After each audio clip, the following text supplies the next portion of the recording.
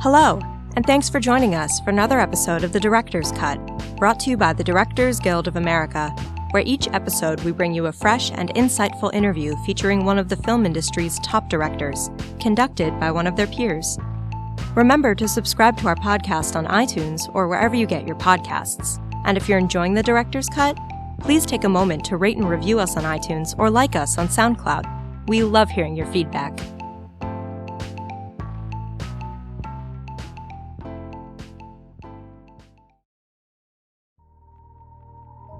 This episode takes us behind the scenes of director Scott Cooper's new western, Hostiles. Set in 1892, the film stars Christian Bale as a U.S. cavalry officer who reluctantly agrees to escort a dying Cheyenne war chief and his family on a harrowing journey from an isolated outpost in New Mexico through dangerous Comanche territory back to their tribal lands in Montana. In addition to Hostiles, Mr. Cooper's directorial credits include the feature films Black Mass, Out of the Furnace, and Crazy Heart. Following a recent screening of the film at the DGA Theater in Los Angeles, Mr. Cooper spoke with director Peter Landesman about filming Hostiles. During their conversation, Mr. Cooper discusses how he separates the director and writer within himself during production, his reverence for and directorial approach to the Western genre, and how selecting a setting can be as important as casting one of the leads of the film. Thank you. Remarkable film, Scott. Beautiful. Thanks, Peter. Before we get into it specifically, writer-director like yourself, this is your fourth film as both writer and director. The true creator and arbiter of the universe up on screen. But before we get to the movie, when you're both the writer and the director, you put yourself in the position of constantly interrogating yourself and your original intentions, right? You write the dialogue, but then you have to coax performance. You have to get out of the way of performance at the Avid when you're editing. And you're constantly adjusting your own expectations. So talk to me for a minute about what that is to separate yourself as a director from the writer, from the budget and from the frame, and discovering something better, maybe discovering something worse than your original intent. Just this week I was watching Barton Fink, and I said to myself, and I have a brother, I was like, God, I wish he were also a director. Because it would make things so much easier when you have someone to, and he's not, it has nothing to do with the film business. But it's when you both write and direct. I mean, generally I look to like with Crazy Heart with Jeff Bridges. It was my first film that I'd written or directed, or certainly with Out of the Furnace, or with this one to Christian, because when you, as many people in here know, when you both write and direct, you don't really have a very you don't have a sounding board. You don't have someone there that you can really rely on to help you understand the screenplay's deficiencies, or in your approach to the narrative. I mean, certainly you have your cinematographer, and you have so many people who are working alongside you to make a film that we know it takes a village, or your lead actor. Christian Bale is my closest friend and my closest collaborator. But being a writer and a director, it's almost like you're using both the left and the right side of your brain, and they sometimes they don't want to work in communion, and I find it really difficult. And then once you get into cutting it, and you're looking at it as both a writer and as a director, and then they really aren't in any type of harmony, and it's tough. That's why when you look at the Coen brothers' work, and I always wonder, wow, how great would it be to have someone that you could really, really dissect every moment of the screenplay, every moment of every setup. When you're in the cutting room, because as you know, because you write and direct all of your own films as well, you maybe your wife, your girlfriend, I mean certainly your actors, and I mean I find it incredibly difficult to keep that that kind of North Star to be very, very true, and it differs if you're writing an original screenplay like I've done, or you're adapting something. Maybe that's why Kubrick would only work on or adapt films from previous works, because he could sit down and he could read, as he said, he would read a novel. And if he could do it in 2 or 3 hours, he understood what the narrative was. And if you're writing an original screenplay, it sometimes you to understand if it's really a story worth telling. My second film, Out of the Furnace, was a very, very personal film, but then you make that film and you think, God, does anybody really want to see this and live in this world? So it's tough. It's always a struggle, I think, trying to find that balance between being both a writer and director. And it's one that, even as I'm watching this film from the back of this theater or watching it last night, you're always saying, am I articulating, am I conveying the emotions that I wanted to convey? Am I ever being heavy-handed in these moments? And, really you just have yourself to bounce it off of. In this film specifically, what performances pulled you away from your original intent? What actors, where did you bend? Where did you change? Well, interestingly, starting with Crazy Heart, my first film, I tend to, and this can be very dangerous, I tend to write with actors in mind. I wrote Crazy Heart for Jeff Bridges, and I'd never met Jeff. And I wasn't going to say no until Jeff said no, and it took about a year, really. I mean, I sent the screenplay off to Jeff, and I didn't hear anything for a year. And then eventually I got this call that said, hey, Jeff read your screenplay, and he really likes it. So then I wrote Out of the Furnace for Christian Bale, and then I wrote this for him. So generally, I also wrote it for Wes Studi, who plays Yellowhawk, and I wrote it for Koryanka Kilcher. The three of them were in The New World, Terrence Malick's film together. I wrote it for Stephen Lang and Bill Camp, Rory Cochrane, Jesse Plemons, all the actors. I wrote with them in mind, much like I did in Black Mass and Out of the Furnace, and that helps. It helps because I understand, and as a writer, so often I would find myself overwriting my screenplays, and then when I'm shooting them, I would pull back on the dialogue because I would overwrite it for the financier, for the producers, for the actors to understand, and then realize that as I'm shooting it, you have Christian Bale who can say so much more with a look or a glance, non-verbally, than I ever can as a writer. And of course, everybody likes to hear your dialogue and, your mise en scène and your writing behavior, all those sort of things as a former actor that I tend to do in my screenplays. And when you write for actors that are as good as these are, you tend to kind of get out of the way. And they all have, I find that actors have the smart ones like Christian, who's is really an astute, he's been doing it far longer than I have, understanding human behavior and his character's arc. It helps to have guys like that really help you understand where your deficiencies are as a writer or how you think you can make the screenplay stronger or characterization stronger. Talking about that, actually, in this film, the moments that struck me, the writing is brilliant and beautiful, but the moments I woke up thinking the next morning about were 3 shots almost locked off on Christian when he has these slow revelations going from melancholy to the understanding of his own barbarity to regression to regret. And it's interesting to me to watch you as a director grab those moments and also lean on them and be patient with them in the Avid. And you and I talk about pace with this film.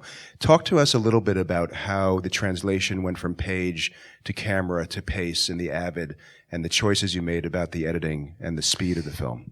Yeah, when I write, I try to write as vividly as I possibly can. My father, who was taught English for years, has nothing to do with film.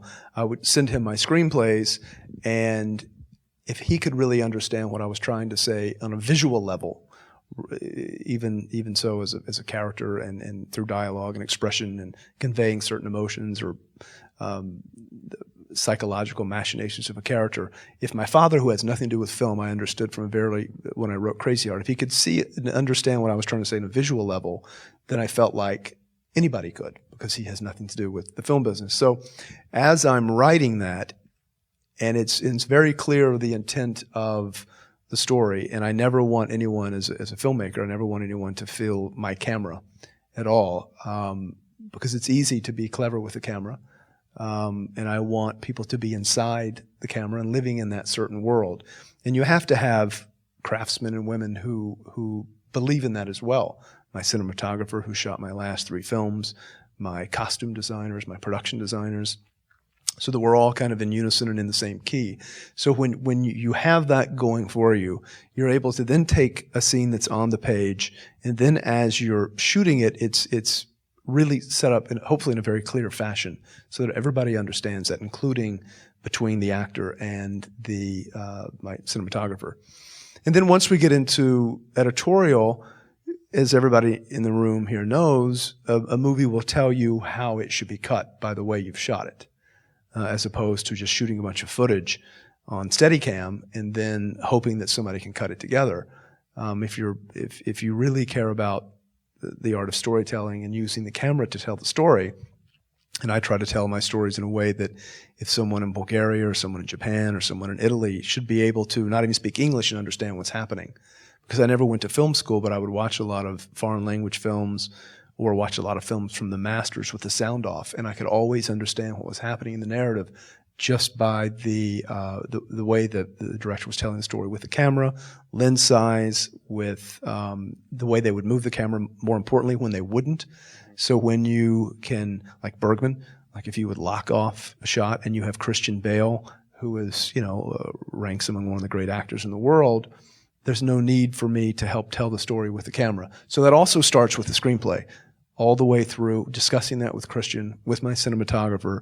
And then once we're in the cutting room, even though you have Tom Cross, who cut the film and won an Oscar for Whiplash and La La Land, then you understand that a lot of that work is done for you.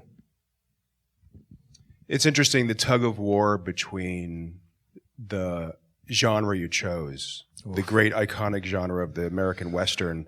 But you and I discussed we're in an age of television where the cutting pattern is fast, the shots are clean, and it's back and forth. Talk to us about the decisions you made about dealing with reconciling yourself to where we are today, but also the iconic genre you chose and the obligations, the camera obligations, the lighting obligations, all that.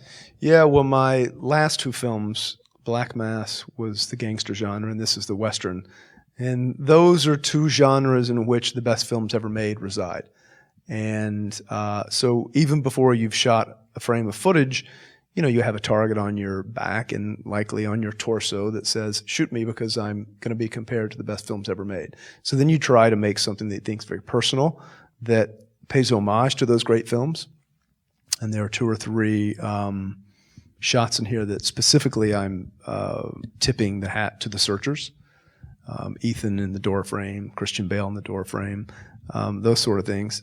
But I try not to think in terms of genre, because if you do, I think you get hamstrung. I just try to tell human stories that happen to take place in the mean streets of Boston, or in this case, the majesty of the American West. And I've said this before, but Robert Duvall, who's a mentor of mine and close friend, has said that the English have Shakespeare, the French have Moliere, and we as Americans have the Western.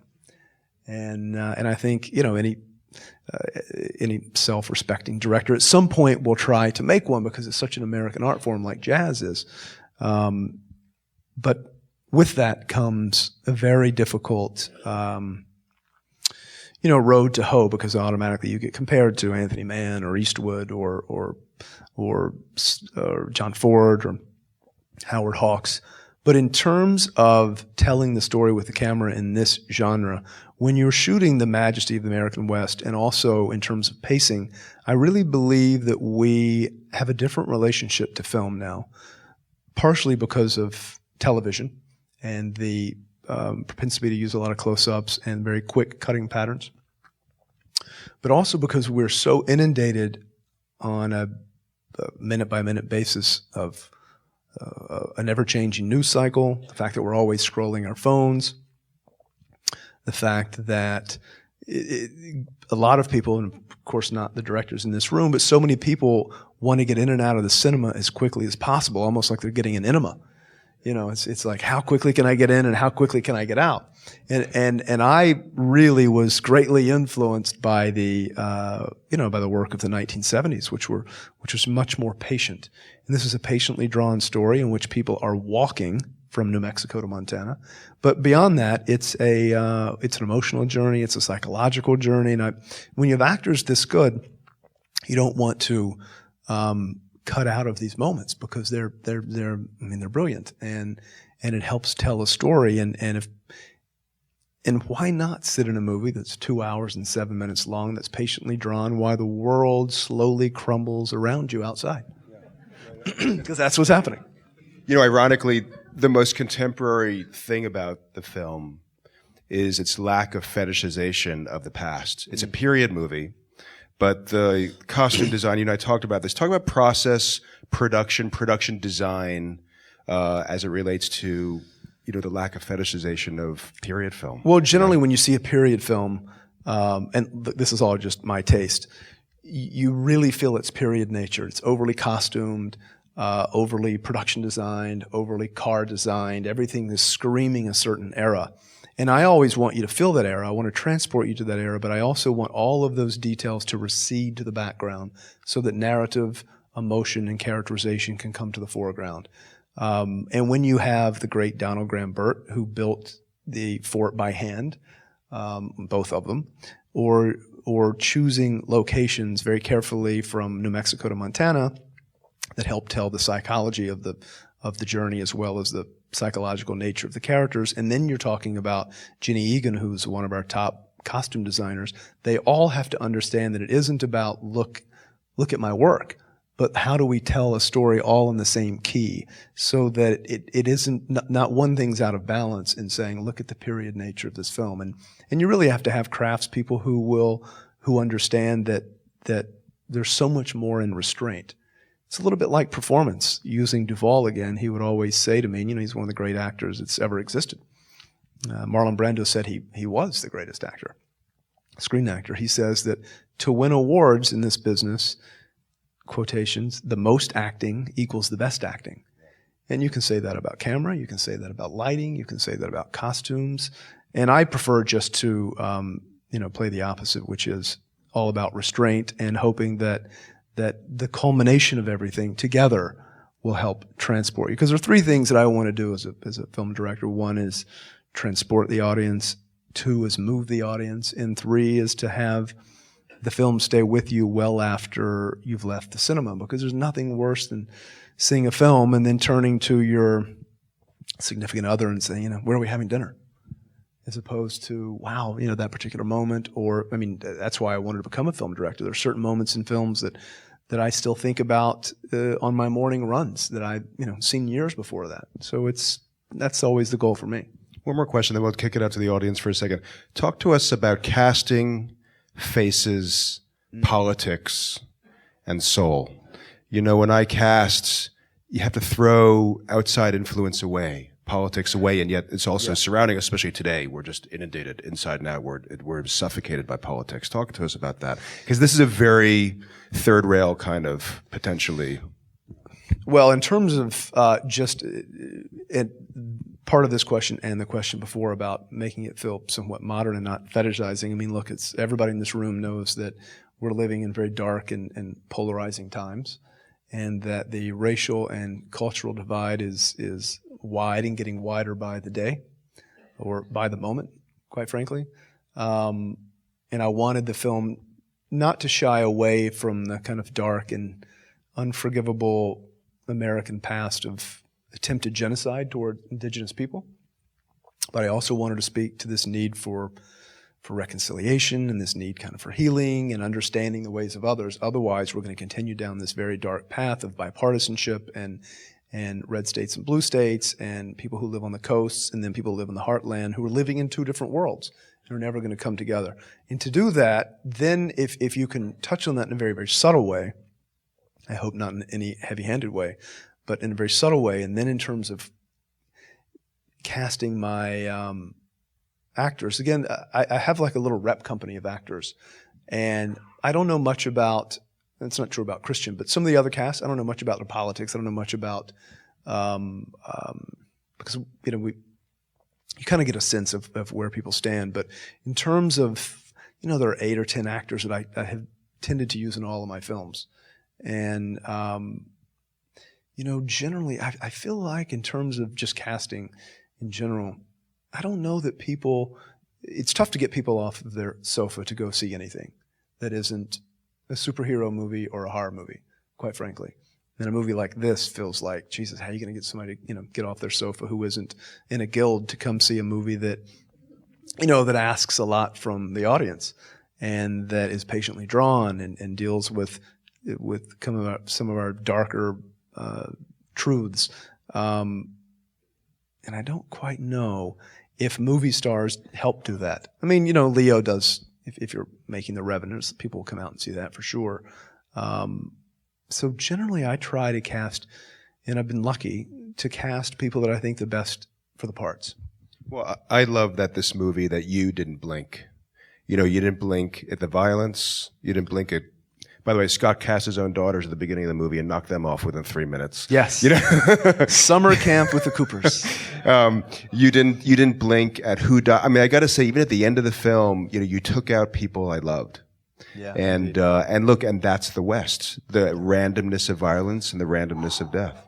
And people who in search of the manifest destiny, in search of a better life, leaving racial or religious persecution, and the hardships in which these people lived,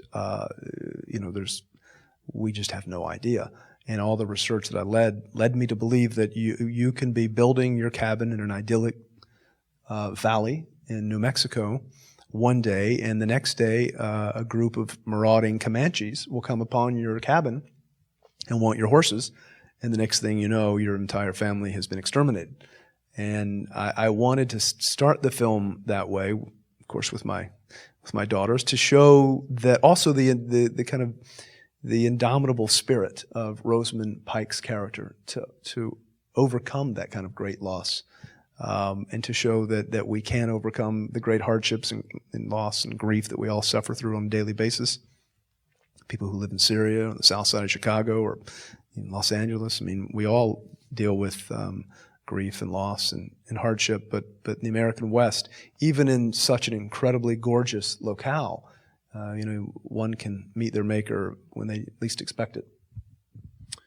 Let's take questions from the audience. Anybody have anything? Over here, yes. Yes, sir.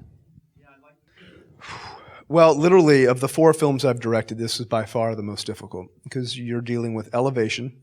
At times we were 12 and 13,000 feet above the sea level, which is very difficult for the crew, difficult for horses.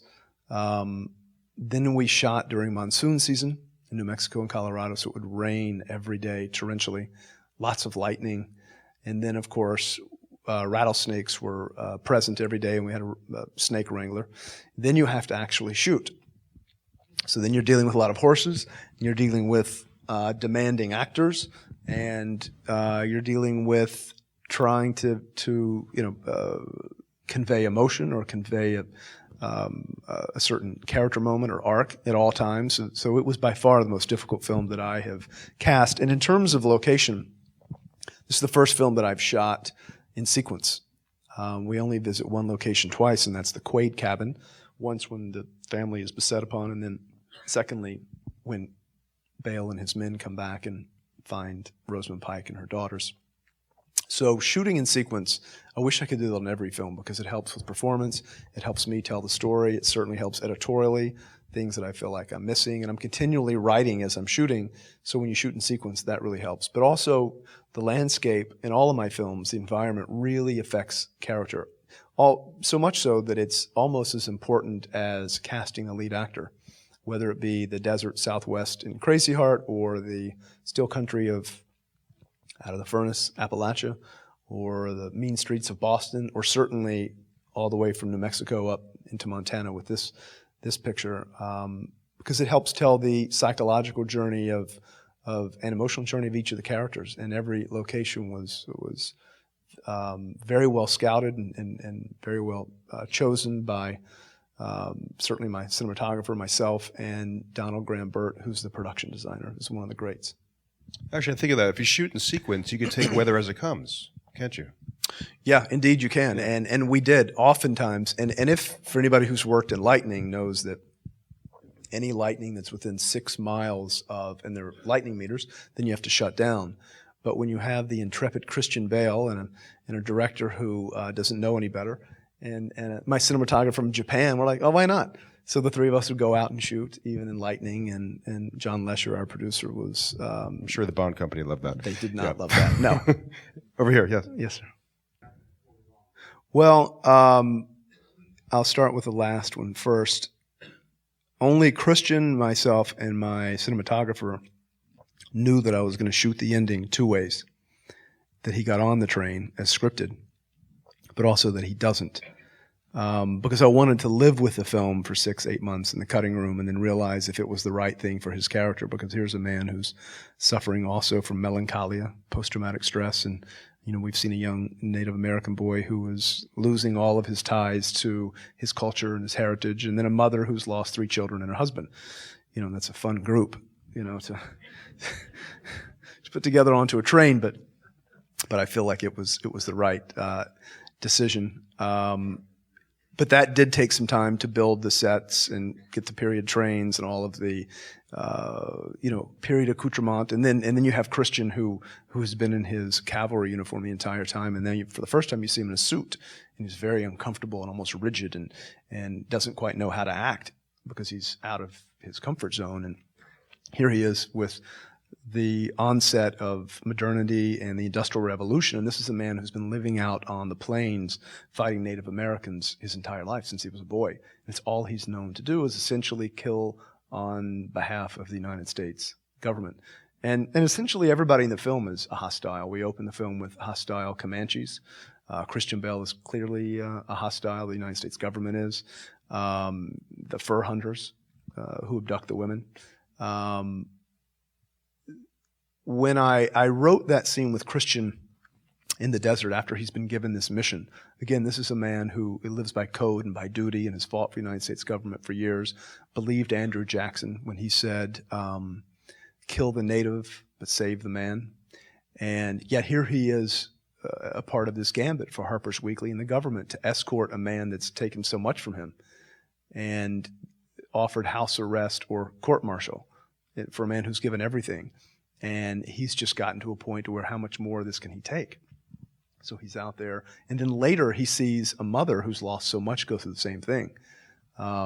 It really helps us to understand that grief and anger and loss and heartbreak comes in so many different ways, and that it felt like a good way for those two characters to, even though they don't see that, he sees her going through it and she never saw him because he does this in a moment of privacy, that we as an audience know that these are two very broken people, but that through time and through healing and understanding can they hopefully come together. Yes, sir. Last question over here. Max Richter. Yeah, Max Richter, who is the composer, he doesn't like to do a lot of films. He did an animated film, was Israeli, Waltz from Bashir, which I thought was quite masterful. And he did The Leftovers for TV because he's quite friendly with the author. But he doesn't like to do a lot of... You heard some of his score in the film Arrival, just a couple of pieces. And I'd always wanted to work with him because I listened to his compositions all the time. And he's a real genius. And a lot of composers that I really admire, they all look to Max as being one of the great composers. So I thought, well, why not try this? Because I'm cutting to his music, and I have a lot of it that I had my music editor cut together and just put into the film. And his agent said, well, I can't imagine that he's going to want to do a Western. I said, well, and his agent was trying to pitch me a lot of different, very well-known composers. And I said, well, let's just at least run it for him. And ran it for him, and I got a call that he lives in London. And he said, this is Max Richter, and I think what you have directed is a masterpiece, and I want to compose the music. Was your temp score Max Richter? It was. Yeah. so Max is saying, made it. Yeah. Yes, indeed.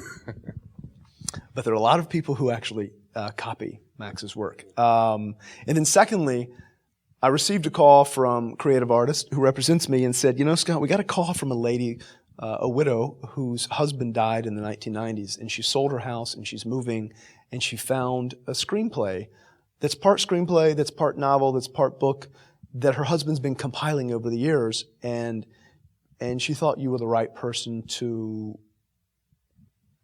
rewrite it, direct it, make it into whatever it is that you think you ultimately could.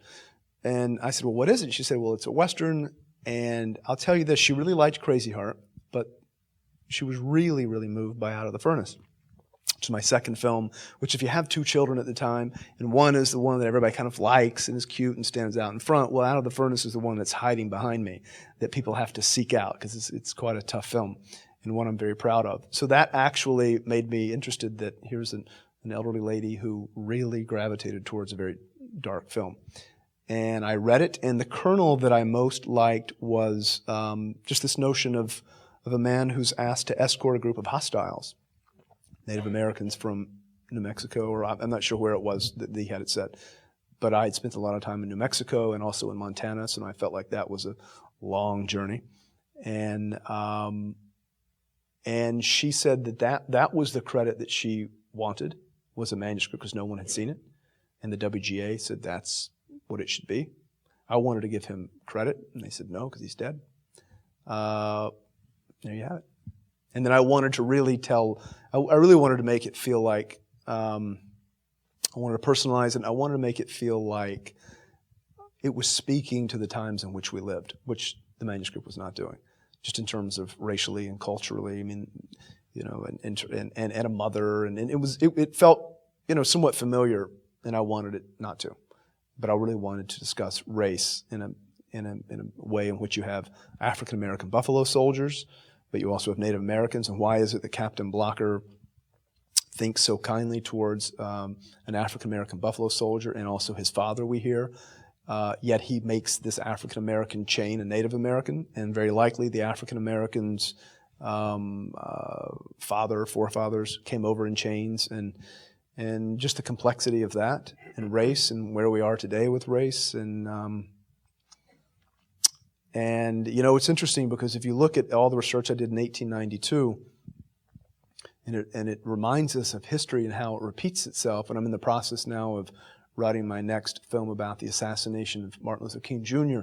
and the rise of a demagogue in George Wallace, who gave so many people the permission to enact their bigotry and hate, and all of his stump speeches, and how was such a divisive figure. And I think, God, where do I hear that? Every day. So history continues to repeat itself in human nature. Anybody else? I think we good? One more? 1 minute. One more. I see the 1 minute sign. Does anybody else have anything? In the back, yeah. Yes. After I wrote the first draft, I was, and I remain deeply indebted to many Native Americans. Chris Eyre, who is a film director who directed Smoke Signals. He is Cheyenne and Arapaho. I also spoke with and had Comanche advisors who were related to the illustrious Quanah Parker, and I also had the chief of the Northern Cheyenne of Montana, who helped us with all of the language and the customs and the mores, and they were on set every day, and all the way through cutting and even through the release of the film. And generally, when you make a film about Native Americans and you're dealing with race and some of the subject matter that I am, you're opening yourself up to criticism. And certainly, if you choose to tell the story through the point of view of Captain Blocker as opposed to through Native Americans, and I understood that going into it. And fortunately, I've screened the film enough for Native American groups and Native American film festivals that many of them, I'm very heartened to say, have seen themselves portrayed on screen in ways that certainly make everybody involved with the film feel very good about it, and hopefully that will continue to happen. But I could never have made the film if not without all of the advisors and consultants, the numerous that I had every day on the film and set. Scott, thanks so much. Hostiles, everybody. Thank you, Peter. Thank you very much. Thank you, man. Thanks, buddy. Great questions. Thanks for listening to another DGA Q&A. If you'd like to hear more from Director Peter Landesman, check out episode 10, which features Mr. Landesman discussing his film Concussion with director Boaz Yakin. You can find past episodes of The Director's Cut wherever you listen to podcasts. Be sure to click subscribe so you won't miss an episode. And if you're enjoying the podcast, please like, share, and leave us a review. We'd love to hear your feedback. Thanks again for listening, and we'll see you next time. This podcast is produced by the Directors Guild of America. Music is by Dan Wally.